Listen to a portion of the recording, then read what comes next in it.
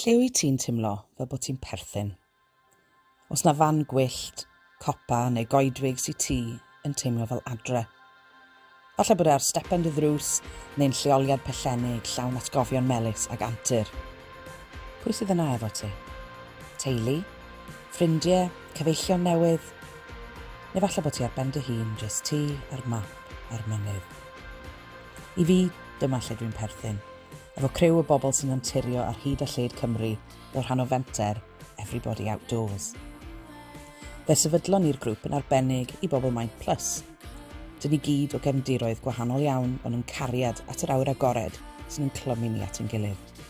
Wel, hynna ar ffaith bod pobl sy'n edrych fel ni ddim wastad yn teimlo fel bod ni'n perthyn yn yr awyr agored. Ers yn sefydlu, dyn ni wedi tyfu yn gymuned o filoedd yn cynnal cyrsiau a theithiau a'n annog pawb i fentro i'r awyr agored.